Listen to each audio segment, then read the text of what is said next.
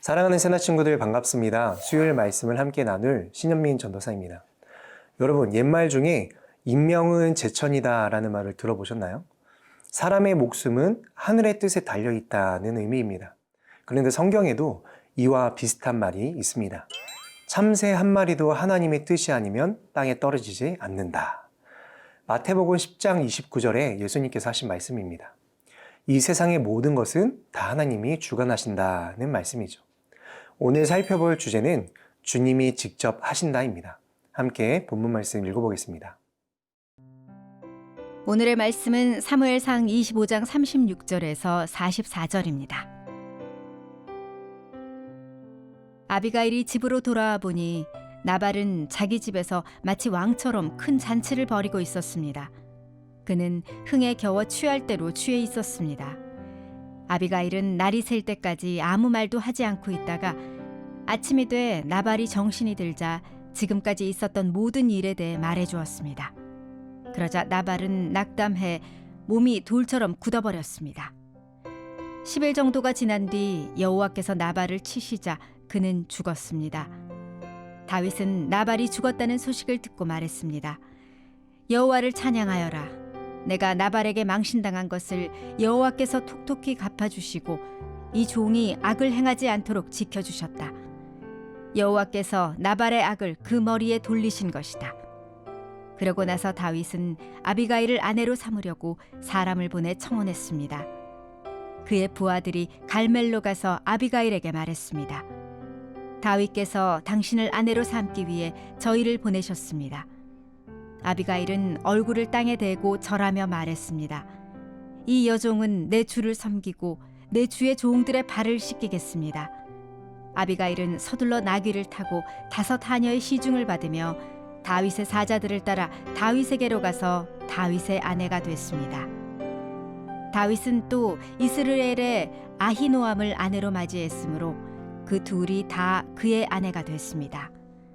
원래 다윗의 아내는 사울의 딸 미갈이었으나 사울이 갈림 출신인 라이스의 아들 발디에게 주어버렸습니다. 나발이 자신의 눈앞에 닥친 재앙에 대해 아비가일의 말을 듣고는 알아놓은 지 열흘쯤 지나 죽음을 맞았습니다. 38절 말씀 함께 읽겠습니다. 10일 정도가 지난 뒤 여호와께서 나발을 치시자 그는 죽었습니다. 여기서 우리가 주목해야 할 부분은 여호와께서 나발을 치시자라는 말입니다. 사람은 누구나 한 번은 죽기 마련입니다. 그렇기에 나발의 죽음이 특별한 것이 없다고 생각할 수도 있습니다. 하지만 여기서 중요한 것은 하나님이 나발을 치심으로 그가 죽었다는 사실입니다. 이것은 사람의 생명이 하나님에 의해 좌우된다는 것을 명확하게 보여주는 사건입니다. 하지만 오늘날 대부분의 사람들은 사람의 생명이 하나님에 의해 좌우된다는 것을 부인합니다. 즉, 인간의 운명에 대한 하나님의 주권과 섭리를 부인하는 것이죠. 나발의 죽음의 원인이 무엇입니까?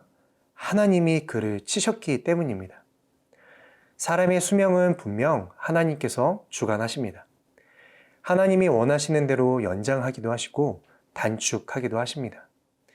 누가복음 12장에 나오는 어리석은 부자의 비유를 보면 하나님께서는 건강, 재산 등 모든 것에서 아무 부족함 없는 부자를 향해서 이렇게 말씀하십니다. 그러나 하나님께서 그에게 말씀하셨다. 이 어리석은 사람아, 오늘 밤 내 영혼을 내게서 찾을 것이다. 그러면 내가 너를 위해 장만한 것들을 다 누가 갖게 되겠느냐. 이런가 하면 열왕기하 20장에서는 히스기야 왕이 병에 걸려 죽을 운명에 놓여 있었지만 하나님께 간구하여 그의 생명을 15년이나 연장받았던 사건이 있습니다. 그렇습니다. 사람의 운명은 하나님이 결정하십니다. 내 삶에 일어나는 모든 일들을 하나님이 직접 다 하십니다. 사는 것과 죽는 것, 성공과 실패, 사람과의 관계 속에서 일어나는 모든 일들 다 하나님의 손에 있습니다. 우리는 이 사실을 인정해야 합니다. 사랑하는 새나 여러분, 모든 것이 하나님의 손에 있음을 인정하고 있나요? 하나님의 주권을 인정하는 사람은 내 모든 것을 하나님께 맡겨드리는 사람입니다. 내 생각보다 하나님의 뜻을 먼저 구하고 내 감정보다 하나님의 판단을 더 의지하는 사람, 그런 우리 모두가 되기를 소망합니다.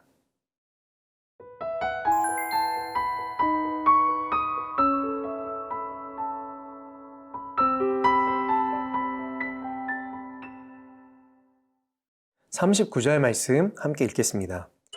다윗은 나발이 죽었다는 소식을 듣고 말했습니다. 여호와를 찬양하여라. 내가 나발에게 망신당한 것을 여호와께서 톡톡히 갚아주시고 이 종이 악을 행하지 않도록 지켜주셨다. 여호와께서 나발의 악을 그 머리에 돌리신 것이다. 그러고 나서 다윗은 아비가일을 아내로 삼으려고 사람을 보내 청혼했습니다. 아멘. 하나님께서 다윗을 대신하여 나발에게 그의 행위대로 갚아주셨습니다. 즉 하나님께서는 다윗의 손으로 피를 흘리게 하지 않으시고 당신이 직접 다윗의 원한을 풀어주신 겁니다. 이와 같은 사실은 그리스도인이 자신을 미워하고 대적하는 악인 또는 악한 세력에 대해 어떤 행동을 해야 하는지를 분명히 보여주고 있습니다. 어떤 경우에도 원수에게 보복하는 일은 옳지 않다라는 것이죠. 우리는 어떠한 경우에도 원수에게 보복하고자 해서는 안 됩니다. 왜냐하면 우리가 스스로 보복하는 일은 본문에서 보듯이 하나님께서 행하실 일을 우리가 박탈하게 되는 것이기 때문입니다. 신명기 32장 35절에 이렇게 말씀하고 있습니다. 복수하는 것은 내 일이다. 내가 갚아줄 것이다. 때가 되면 그들의 발이 미끄러질 것이다. 그들의 재앙의 날이 가까이 왔고 그들의 멸망이 그들 앞에 갑자기 닥쳐올 것이다. 아멘. 악인에게는 반드시 하나님께서 정하신 때에 정하신 방법으로 벌하십니다. 그래서 복수는 하나님이 하실 수 있는 일이고 하나님만 하시는 일이 되어야 합니다. 더 나아가 예수님은 원수도 사랑해야 한다고 말씀하셨습니다. 원수를 위해 기도하라고 말씀하셨어요. 물론 이게 생각처럼 쉬운 일은 아닙니다. 나를 미워하고 괴롭히는 사람이 있다면, 그런 친구가 있다면 그 친구를 용서하고 기도해주는 일은 결코 쉬운 일이 아닙니다. 더 정확히 말하면 우리 힘으로는 불가능한 일이죠. 행위대로 갚지 않고 나를 미워하고 괴롭히는 원수를 용서한다는 건, 사랑하고 기도해준다는 것은 성령님께서 우리를 붙잡아 주셔야만 가능한 일입니다. 그렇기 때문에 우리는 날마다 예수님께서 하신 말씀을 기억하고 예수님께 받은 사랑을 떠올리고 성령님께 모든 것을 맡겨드릴 수 있어야 합니다. 내가 악을 꼭 갚겠다 라고 벼르지 말고 여호와를 기다려라. 그러면 그분이 너를 구원해 주실 것이다. 아멘. 사랑하는 세나 여러분, 내 삶에 일어나는 모든 일들 주님이 다 아시고 주님이 해결해 주실 겁니다. 오늘도 다 맡기십시오. 주님이 직접 하십니다. 내 삶에 일어나는 모든 문제와 괴로움을 아시는 주님, 내 모든 것 주님 손에 다 맡겨드립니다. 주님이 이루시는 놀라운 일을 경험하는 하루 되게 인도해 주세요. 예수님의 이름으로 기도드립니다. 아멘.